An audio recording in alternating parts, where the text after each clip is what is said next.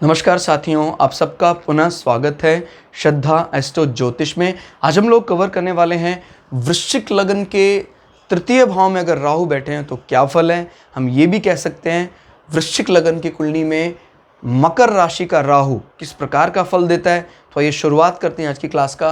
लग्न या प्रथम भाव से गिनेंगे तो यह आएगा तीसरा भाव, तृतीय भाव। तृतीय भाव बात करता है हमारे पराक्रम की। हम किसी भी कार्य को लेकर जो हमारे इनिशिएटिव होते हैं किस प्रकार से करते हैं। छोटे भाई बहन हमारे साथ मिलकर चलेंगे नहीं चलेंगे, हमारे नेबर्स पड़ोसी किस प्रकार का स्वभाव होगा, सब तृतीय भाव से देखा जाता है। अभी यहाँ पर मकर राशि का राहु बैठा हुआ है।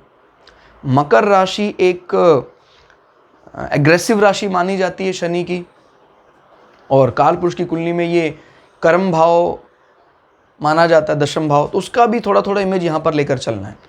अभी राहु का इस राशि को सपोर्ट मिलता है। क्लियर हो गया। याद रखिएगा, इस राशि के सपोर्ट के लिए यह आवश्यक होगा कि शनि बली हो। कुछ जगह देखिए, अगर आप देख रहे हो मैंने स्टार लगा रखा है, इसका अर्थ यह है कि भाई राहु यहाँ इंडिपेंडेंटली बहुत ज़्यादा बली हो जाते हैं। चाहे बेशक से घर का मालिक भी ज़्यादा बली ना हो तभी भी अच्छा फल देते हैं। लेकिन कुछ एक राशियाँ ऐसी भी हैं जो है इनके फ्रेंड की राशि, लेकिन जब तक इनका फ्रेंड बली ना हो तो उस राशि में अच्छा फल वो नहीं देंगे। मकर राशि में राहु हर बार अच्छा फल देते हैं ऐसा नहीं है। शनि के सपोर्ट की दरकार है, और ये भी ज़रूरी है कि राशि कहाँ बैठी हुई है। तो तीसरे भाव में जो पराक्रम की बात है, तो राहु आपको पता पूरा भ्रम फैलाते हैं एकदम। तो आपके इनिशिएटिव अच्छे होंगे। और जहाँ तक फॉर्मल कम्युनिकेशन की बात है, ये लोग फॉर्मल कम्युनिकेशन में ज़्यादा लोगों को एग्री करने वाली वाणी, इस प्रकार की वाणी इनकी नहीं होती। ज़्यादातर इनकी वाणी में एक प्रकार का क्रोध झलकता है। क्लियर हो गया। और अगर इनका कोई भी ऐसा प्रोफेशन हो जहाँ बोलने का काम है तो नहीं करना चाहिए इनको। क्लियर हो गया। जहाँ तक बात गैजेट्स की है, समझिए ज़रा बात को। कम्युनिकेशन, बॉडी कम्युनिकेशन अच्छा नहीं है, लेकिन अगर कम्युनिकेशन इंडस्ट्री से जुड़ना चाहते हैं, कोई फिजिकल ऑब्जेक्ट्स हैं उनका व्यवसाय करना चाहते हैं, तो उसके लिए अच्छा माना जा सकता है। मैंने बताया ना, क्योंकि कर्म कालपुरुष की कुंडली में कर्म भाव भी है, दशम भाव। तो कहीं ना कहीं तृतीय भाव में बैठकर राहु एक तो आपका पराक्रम बढ़ा रहा है, दूसरा उस इंडस्ट्री में। लेकिन याद रखना है, संचार माध्यम का ये अर्थ कतई नहीं कि मैं आपकी वाणी की बात कर रहा हूँ। वाणी तो आपकी उल्टा लोगों को नाराज करने वाली होगी अगर आप ज़्यादा लोगों को बोलेंगे। तो कोशिश यही करते हैं कि भाई कम्युनिकेशन इंडस्ट्री में काम करें और अपनी वाणी का प्रयोग कम से कम करें। उस अगर आप कोई बिजनेस करते हैं, हालांकि बिजनेस अवॉइड करना चाहिए ऐसे लोगों को, क्योंकि तृतीय भाव फॉर्मल कम्युनिकेशन के अच्छा नहीं है। तो आप बिजनेस में तो बोलना पड़ेगा आपको, और ज़्यादा बोलेंगे तो फिर वो व्यक्ति डिसएग्री करने लग जाएगा आपके साथ। क्लियर होगा। तो अगर ऐसे लोगों को भी बिजनेस करना भी पड़े तो प्लानिंग करें, लेकिन कम्युनिकेशन के लिए, बातचीत के लिए कोई दूसरे व्यक्ति को बिठाएं। जैसे कई बार आपने देखा हो, कोई व्यक्ति ज़्यादा एजुकेटेड भी नहीं है लेकिन उसकी वाणी हमें बांध लेती है, क्योंकि कुंडली में कुछ ऐसे ग्रह बैठे हुए हैं, चाहे दूसरा भाव हो तीसरा भाव। हालांकि जो वाणी की जो पारलौकिक शक्तियाँ हैं, एक क्या बोलते हैं, सम्मोहनी विद्या है वाणी की, वो द्वितीय भाव से देखा जाता है। लेकिन जो हमारा आजकल के सब्जेक्ट्स हैं, कोई भी एक अच्छा साइंस का टीचर डिलीवर कर सकता है, वो तृतीय भाव से देखा जाता है। कोई भी ऐसे सब्जेक्ट जो सांसारिक विषयों पर अच्छा डिलीवरी करते हैं, लेकिन वो कब होगा, जब यहाँ पर कोई मधुर वाणी वाले ग्रह बैठे हैं। भाई चंद्रमा बैठे हैं, शुक्र बैठे हैं, बृहस्पति का प्रभाव हो, बुध का प्रभाव हो। राहु का तो दूर दूर तक वाणी की मिठास से कोई लेना देना नहीं है। ये तो बस प्लानिंग कर सकते हैं, डिप्लोमेसी, षड्यंत्र रचा सकते हैं। कई लोगों ने कमेंट किया कि सर ये कलयुग के प्लैनेट हैं तो अच्छा फल देंगे। नहीं, ऐसा नहीं है। मैं ये कहाँ कह रहा हूँ कि कलयुग के प्लैनेट नहीं है। आजकल के प्लैनेट यही हैं। जितने भी इलेक्ट्रॉनिक्स इंडस्ट्री, कम्युनिकेशन, इन्वेंशंस आजकल की, उनके लॉर्ड इन्हीं के पास है, लॉर्डशिप इन्हीं के पास है। लेकिन यार आपकी कुंडली में ये फेवरेबल तो होना चाहिए। अब आप सोच रहे भाई अनफेवरेबल है तभी भी इसी से हमें सारा कुछ मिल जाएगा, ऐसा नहीं है। कई लोगों ने कमेंट किया कि सर ये कलयुग के प्लैनेट हैं और ये तो अच्छा फल ही देंगे आजकल के समय में, ऐसा नहीं है भाई कलयुग लग गया तो सबको अच्छा ही फल देंगे राहु, नहीं। आपको टटोलना होगा कि आपकी कुंडली में राहु की स्थिति कैसी है।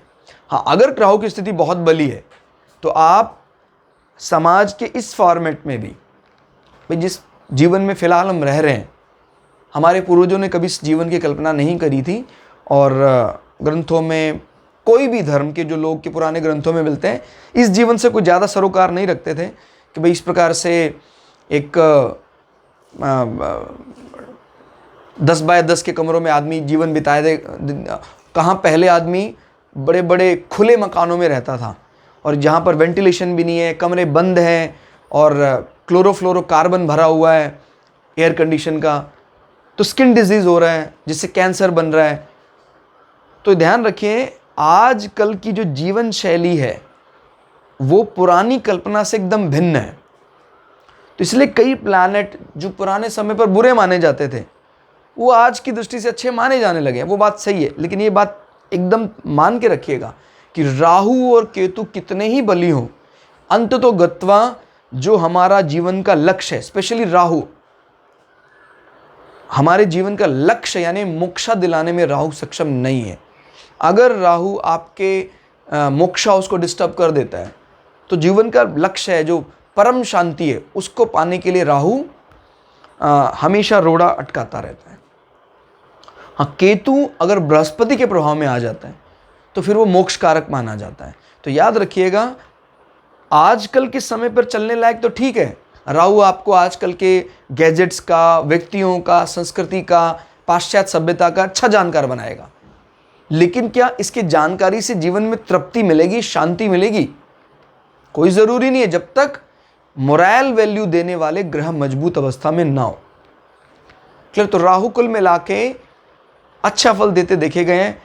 छोटे भाई बहन, शनि की स्थिति मजबूत है तो आपके साथ बनेगी। अगर शनि कमज़ोर है तो छोटे भाई बहन रहेंगे तो साथ, लेकिन अनावश्यक दिखावा करने वाले, आपसे भी झूठ बोलने वाले, इस प्रकार की बात दिखाई देती है। अगर शनि मजबूत अवस्था में तो जहाँ भी आप रहते हैं आपके नेबर्स आजकल के प्रभाव से प्रभावित मकानों में रहेंगे। मॉडर्नाइजेशन, मॉडर्न हाउसेस की बात करता है। क्लियर हो गया? और राहु की दृष्टि देखते हैं 1 2 3 4 5, ये राहु की उच्च दृष्टि मानी जाती है। क्लियर हो गया?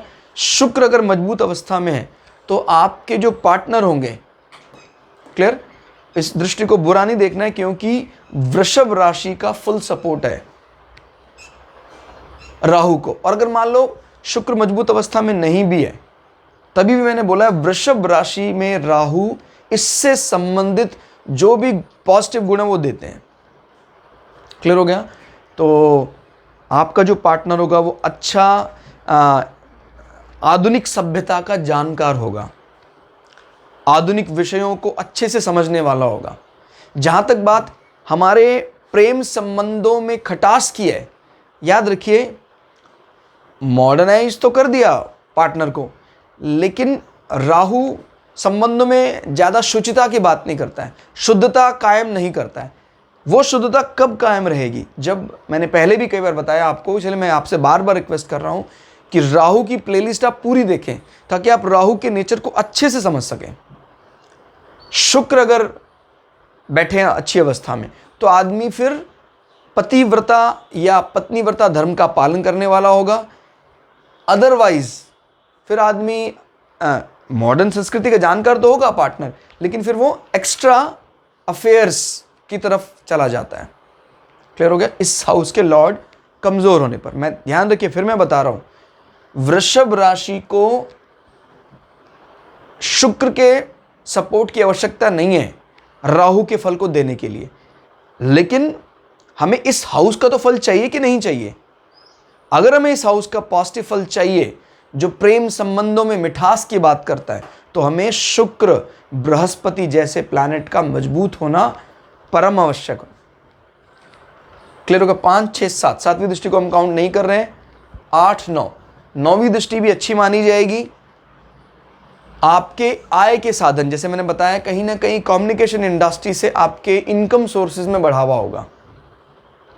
संचार के विषयों में अगर आप खुद अपनी वाणी का इस्तेमाल ना करके उन गैजेट्स को या उस इंडस्ट्री में इन्वॉल्व होते हैं तो निश्चित रूप से आपके इनकम सोर्सेज बढ़ेंगे। क्लियर हो गया। कन्या राशि का राहु अपना माना जाता है, अपने घर के जैसा माना जाता है। बुद्धि भी अगर सपोर्ट दे दे फिर तो कहना ही क्या।